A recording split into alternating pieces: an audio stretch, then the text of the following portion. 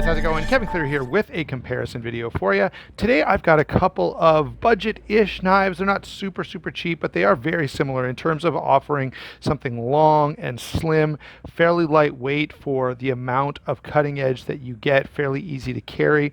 And for price point, they're not all that crazy in terms of, the difference between these two. I've seen this for, these seem to go for 70 and change, close to 80. These seem to go for 50 and change, getting close to 60. So there's about a $20 price point. If we call this one 80 bucks and this one 60, or if we call this one like 55 and 75, that's going to be kind of the ballpark. So there's a bit of a price difference. I will say I think there's some justification for that as we work our way through here. Now, while these are very similar, I think we could also argue that they're also very different, and you can probably pick out some of those differences right away yourself, and certainly I'll point some of these out along the way. I do like one of these a little more than the other, and I'll share that with you at the end, and as well as the reason that I like it better. But before we get to that point, let's just work our way through here, compare these in terms of all the categories I normally use when I discuss a knife: size and weight, blade, action, and handle. And then we'll draw some conclusions at the end. So let's start off with the size and weight, because both of these are big, long knives that are fairly light in the pocket, fairly easy to carry, and yet deliver an awful lot of performance and certainly an awful lot of blade length. So the Asticus is 8 and 13/16, which is just a little more than 3/4 of an inch, right? So we're getting close to 9 inches. The blade length down here is 3 and 13/16, so that's again over 3 and 3/4. 5 inches on the handle. So when we close this guy down, what you're actually going to be fitting into your pocket is 5 inches and 3.8 ounces. And while we're touching on this, in terms of grip area for your hand here, it's quite generous. We've got about 4 and 1/8 inches of grip area. So you can have quite a large hand and still be just fine with holding this guy. Moving over to the Sedge, it is a little bit bigger. So this is a full 9 inches. Now that's actually only 3/16 larger than the Asticus. The blade length here is 3 and 15/16. So that's only 1/8 bigger than the Asticus. 5 and 1/8 inches on the handle. 4 and 1/16, so actually a little less grip area, but just barely less. And it's just a different way of using the available space there. And finally, it is a little bit heavier at 4.2 ounces. Okay, so in terms of size, weight, and carry, how noticeable this is going to be in the pocket if you decide that this is going to be the knife in your pocket all day, every day. The Civivi is definitely the winner in that regard. It weighs less and it's a little thinner, and so you're definitely going to, you're getting very similar in terms of size and performance, but it's doing it for a little less weight and a little less space taken up in your pocket. All right, let's move on now to the blades, and the blades are similar yet different. Again, that's going to be sort of the theme of this video. Okay, these two blades, let's see if I can zoom in a little bit and give you guys a bit of a close-up. Looks like I got some gunk left on the Sedge blade there. I'll try to clean it off, although it's not all coming off. Now it's just smeared around, so that's even better. Okay, so with these two blades, we have certainly some similarities. Both are fairly long blades, nearly 4 inches. Both are satin finishes, fairly nicely done satin finishes on both of these. I will say the Asticus is a little more stylized with this bit of a swedge here and a little bit of a flat extending out a little further. But on the other side of this, you can definitely see there's more cutting edge over on the Sedge. Both have done, the Sedge has a pretty nice little sharpening choil there. Obviously the finger choil on the Asticus takes the place of that. Now the big difference between these two is hollow grind versus flat grind. And this is a really good opportunity for me to talk about hollow grinds versus flat grinds. We've had this conversation before, but I want to have it again just because this is something that isn't always common knowledge in the industry. And over the last couple of years, there's developed maybe a little bit of a preference for the hollow grind, which I think is kind of going away, especially after Some people, Cedric Canada would be a big one, have talked a little more about the value of a hollow grind and the difference in performance. So the blade stock on these is very, very close. In fact, the Asticus is just a hair thicker. However, when you actually go to cut through any kind of material that's more solid, something like say a block of cheese or a rubber hose or the tire side of a tire or whatever the case may be, anything that binds a little bit, you're going to notice a huge difference between these two knives, because a flat grind, what essentially happens is you end up getting full contact. Whatever you're cutting through is contacting fully and creating friction on that full surface, and it can really, really bind up as you cut your way through. What happens with a hollow grind is there ends up being a little cavity, an air bubble, if you will, all in this area, so that when I'm cutting, there's a big portion of the material that's not touching the blade at all. It just rubs that shoulder a little bit and the initial cutting edge. And because of that, hollow grinds move through material much, much easier. Now, we're not always cutting through material. I get that. And if, you're opening packages or cutting a piece of rope or something, that difference becomes less. Okay, it's only when, say, you're cutting through a long cut through cardboard, or cutting cheese, or any cutting through anything where there's the opportunity for the material to bind up with the blade. That's where you're going to notice the difference between a hollow grind and a flat grind. Okay, so now that we've gotten that little discussion out of the way, pointed out that there is more cutting edge here. Those are the primary differences. Both of these are quite slim. If you're slicing up an apple or something like that, both of these work really, really well. Okay, so let's zoom back out here, and I'm going to call the Asticus the winner on this. Now, both of these have D2 steel. I didn't talk much about that. D2 is not my favorite steel, especially these days. I've shared with you guys that I've had some problems with my D2 knives.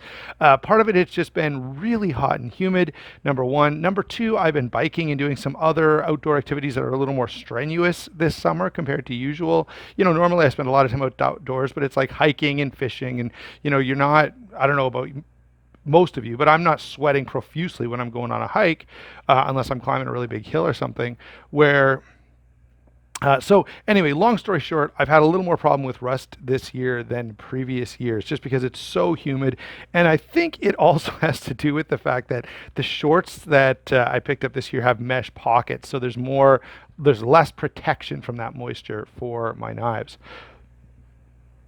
And so could you have made both of these knives for the same price point and get similar performance out of 14C28N? I think yes. In fact, I remember, if you go back and watch the video where we did Knife Steel Nerds comparison video, and we looked at a bunch of different things. 14C28N did a great job in terms of just a well-rounded steel. It was pretty tough. It was pretty good in terms of edge retention. It was pretty good in terms of Rockwell hardness. It's one of my favorite steels. Certainly one of my favorite budget steels, and even outside of budget steels, it's just one of my favorite steels in general. So I would have liked to see 14C28N. If not that, then the 9CR18 MOV, which has very good performance as well. Okay, so that gets that out of the way. I'm going to call the Asticus the winner here. Number one, I like the styling quite a bit more. Number two, I like the hollow grind quite a bit more. So for those two reasons, I'm going to call it the winner. However, this is such a thin blade stock. Okay, notice how thin it is, that the differences are nominal. Okay, on a big, thick, heavy knife, you're going to notice that flat ground edge effect much more than this. This is so slim, it's almost like kitchen knife slim. So you're not going to notice it as much here.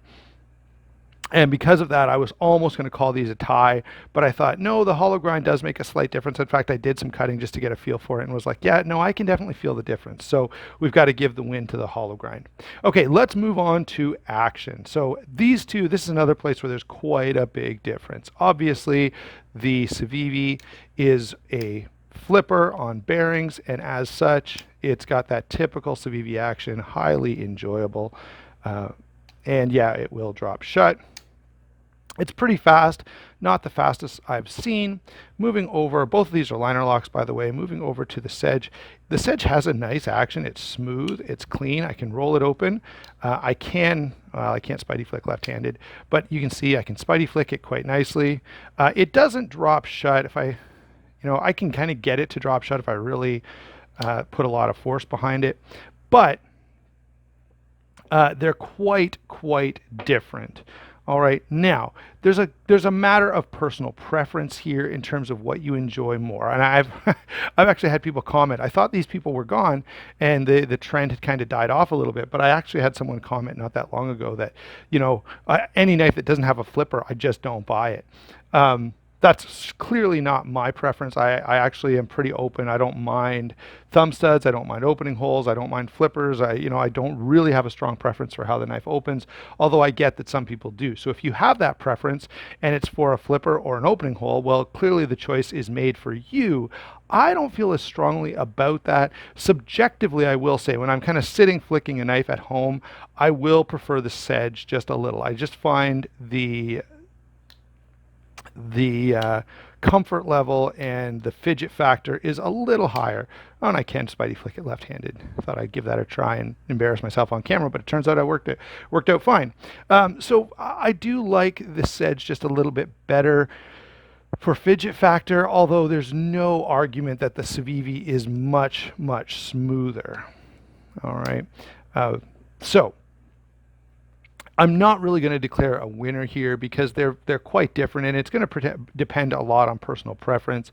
Like I say, I prefer the Sedge just a little, but if you gave these knives to 100 knife enthusiasts and asked them all which one they liked, you'd probably get 50 different, right, 50-50 kind of answers. So I can't really, I don't think it's fair to call one of these a clear winner.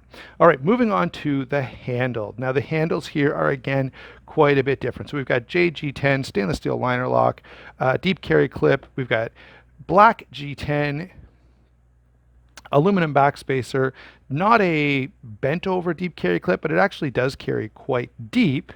All right. Both are movable, as you can see. And so the construction on these is somewhat similar. This is one of the areas where I think the Sedge takes things a step above and beyond and earns that little bit of extra money. We have nested liners on, let's see if I can show you. There we go. So nested liner lock, I should say, on the Sedge. The other part of the knife is going to be totally G10. And then we've got this really nice aluminum backspacer.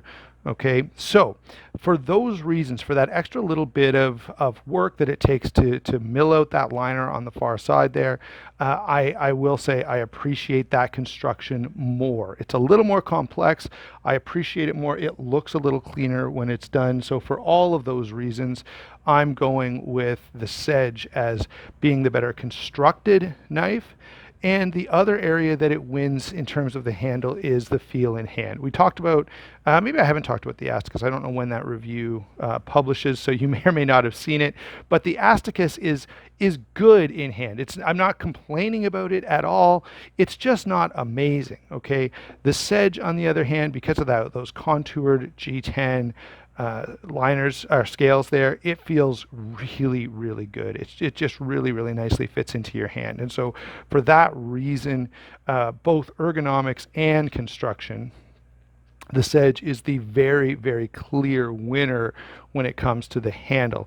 In terms of clip performance, both work fine. I would have liked to see flush screws on the Asticus. It doesn't have them, although it does still drop all the way into all my pockets that I've tried it in. So can't really take points away for that. Okay, so that's how these two compare in terms of size and weight, blade, action, handle.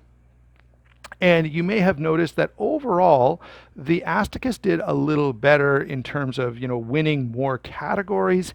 However, I have to say that if I was only going to keep one, if you put a gun to my head and said I have to throw one of these in the garbage or give one away or whatever, I could only pick one, I would definitely pick the Sedge.